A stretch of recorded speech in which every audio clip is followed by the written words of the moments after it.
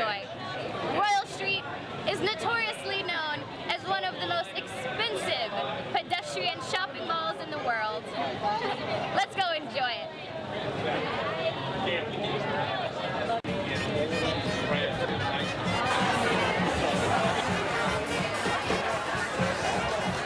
Dirty Linen Night follows the weekend of White Linen Night, which takes place on the second Saturday of August in New Orleans. Just like White Linen Night, Dirty Linen is a free event revolving around art, music, food, and drinks. And it is produced by the Arts Council of New Orleans. It's suggested you wear your dirty linen from the week before, or all black. But you'll also see a lot of red outfits in the crowd from the red dress run earlier in the day. So what is your inspiration? I'm inspired primarily by true creativity. I love not being repetitive, and I love nature. So a lot of my inspiration will be from nature, which is sort of typical for a lot of artists, but I love being creative with it instead of just repeating it over and over. Wonderful. Well, thank you very much. Absolutely.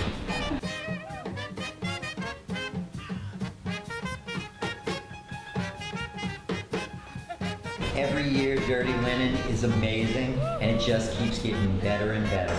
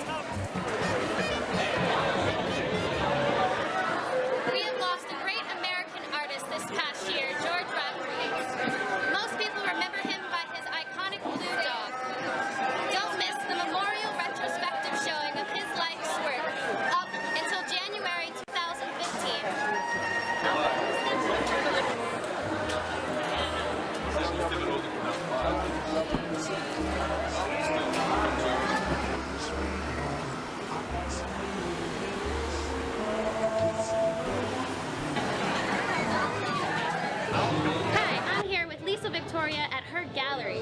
We're just wondering, what is your inspiration for your gallery?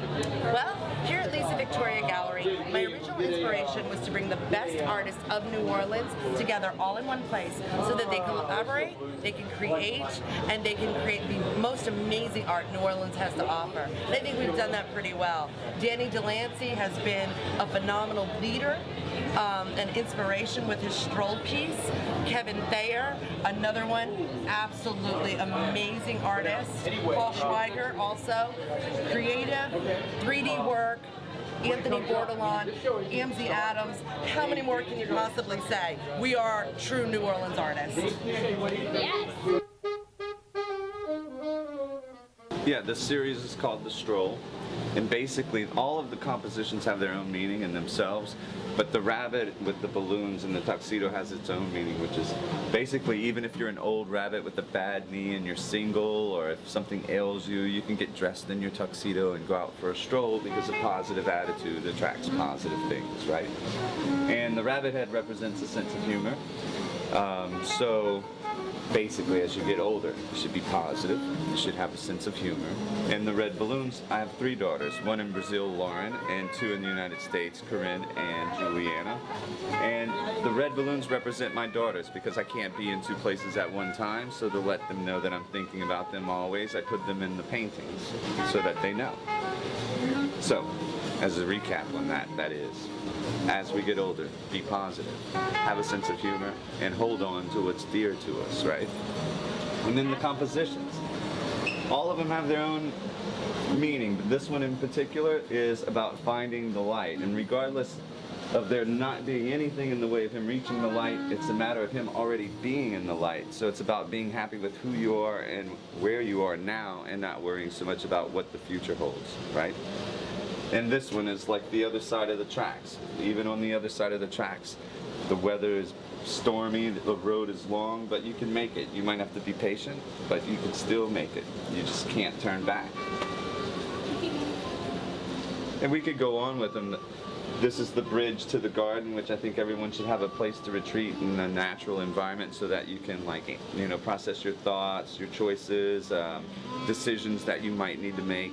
And it just helps you, you know, do it without having any outside influence. You know, you just sit and listen to nature and let nature tell you what you need to do, you know. You'll feel it. And then right behind you here, this one is the return home, which you notice the flag is up on the mailbox, which kind of symbolizes that he's not returning to an empty house. It might be look like it's old and in the middle of nowhere, but someone's there waiting for him to get back. Then we have this one here, which is about the doors we choose to open and close and the doors we choose to go through. This is sitting on a moving crate, which is just the ironic thing of sitting somewhere that's supposed to be moving, right? And then this one's on a hill, so it's like the mountains are the new frontiers that we cross and the choices and the possibilities that we have in life. And that basically, my friends, is the meaning of the stroll. So tune in to see the rest of the stroll, and I hope you enjoy it.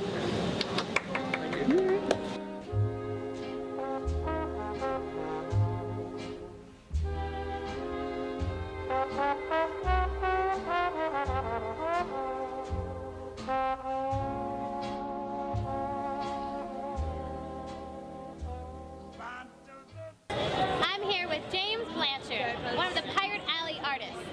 Can you tell us a little bit of your inspiration for your art?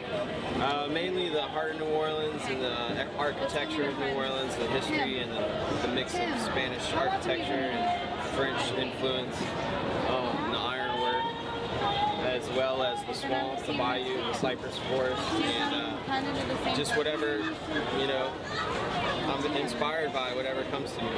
Just go with it. You love the essence of them. I love the flow of people, different people that come through New Orleans, and seeing my friends and family that visit me. I was born in Terrio, Louisiana on the bayou, and then I moved to New Orleans when I was 2. Both of my parents are from New Orleans. My dad was a shrimper. And then I moved across the lake and around to the west coast.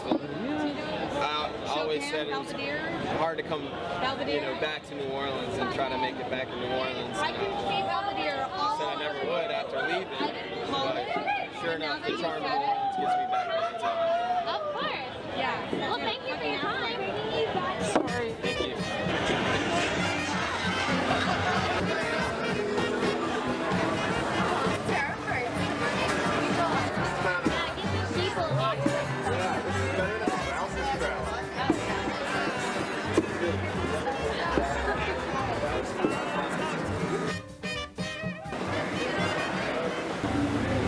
New Orleans has so many great artists, and I would like to thank all of the artists that gave us their time. New Orleans honors your creativity. I would also like to give a special thanks to my crew, Andres Ballesteros and Christopher Weaver, for making this possible.